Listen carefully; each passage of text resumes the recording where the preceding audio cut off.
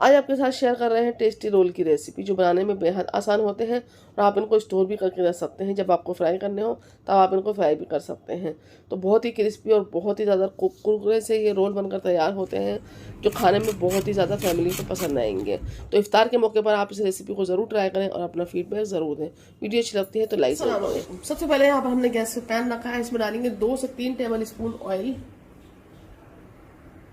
Oil के गर्म होने के बाद यहाँ पर डाल देंगे 1 टीस्पून लहसुन अदरक का पेस्ट। हल्का सा इसको भून लेंगे। लहसुन अदरक के भून जाने के बाद यहाँ पर डाल देंगे 1 बड़ा प्याज, इसको बारीक चॉप कर लिया है। प्याज को यहाँ पर सॉफ्ट होने तक फ्राई करेंगे, करीब 1 मिनट तक। प्याज यहाँ पर सॉफ्ट हो गया है तो इसमें डाल देंगे गाजर, जो कि हमने बारीक चॉप कर ली है। और यहाँ पर हमने 1 बड़ी गाजर ली है। अगर आपके पास छोटी गाजर है तो 2 मीडियम साइज की गाजर ले लें। गाजर को भी कुछ देर तक इसके साथ फ्राई करेंगे। गाजर को कुछ देर तक यहाँ पर हमने फ्राई किया है। अब इसमें डाल देंगे 1 बड़ा शिमला मिर्च, जिसको बारीक चॉप कर लिया है। सब्जियां आप अपनी पसंद के हिसाब से कोई भी ले सकते हैं या फिर आप और ज़्यादा भी ऐड कर सकते हैं। तो शिमला मिर्च को भी यहाँ पर कुछ देर तक फ्राई करेंगे।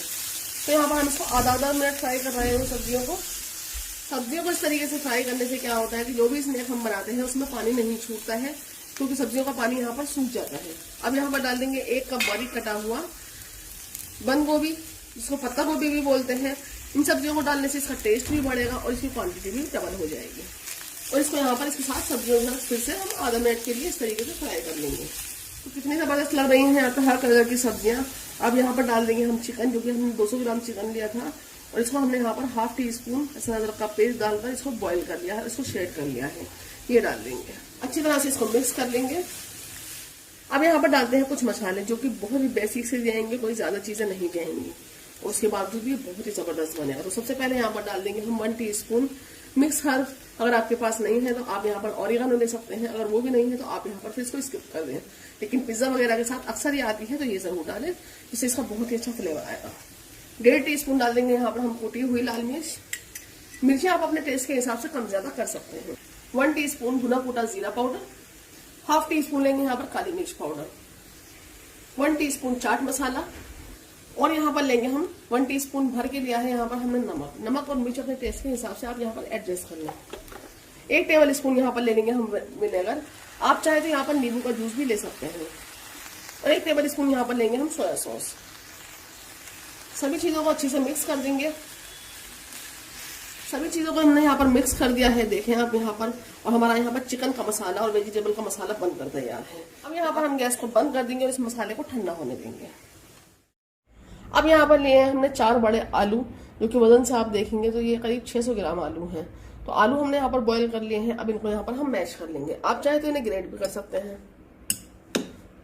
आलू को अच्छी तरह से यहाँ पर हमने मैश कर लिया है। अब जो हमने मसाला बनाकर रखा था वो इसमें डाल देंगे। अब इसमें डाल देंगे आधा कप बारीक कटा हुआ हरा धनिया। और यहाँ पर डाल देंगे हम 4 ब्रेड के स्लाइस लिए हैं हमने, जो कि फ्रेश हैं। और इसको हमने यहाँ पे मिक्सी के जार में डालकर इस तरीके से ग्राइंड कर लिया है। आपके पास अगर ब्रेड क्रम्ब है सूखे वाले, तो आप यहाँ पर फिर आधा कप ले लें।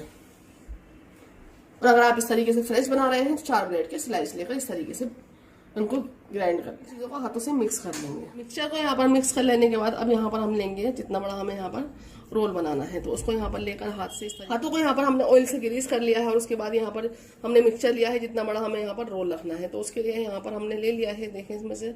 और हाथों से गोल करने के बाद इसको इस तरीके से लंबी शेप में हमने इसको कर लिया है। साइड से किनारों से इस तरीके से कर दें इसको। और यहाँ पर ये बनकर तैयार है। तो एक ट्रे में हम इसे रखते जाएंगे।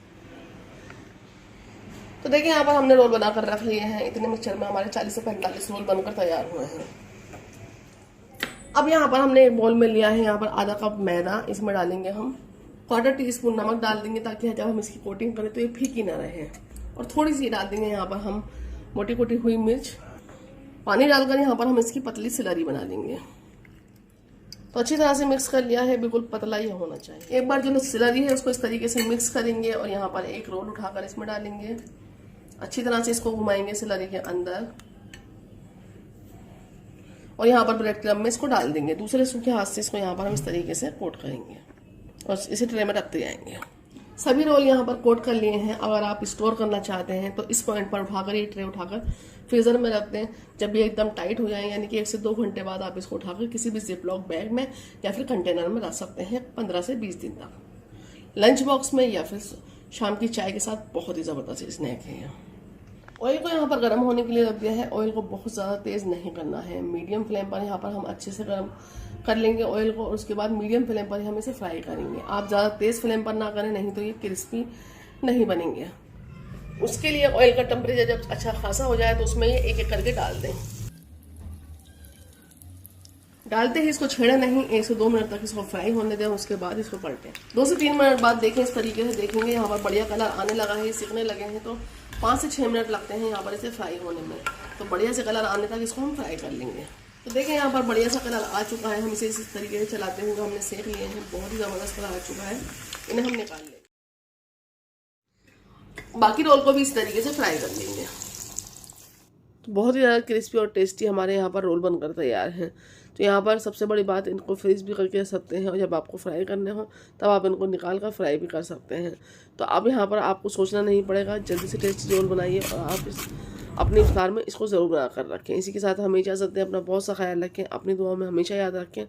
अल्लाह हाफिज़।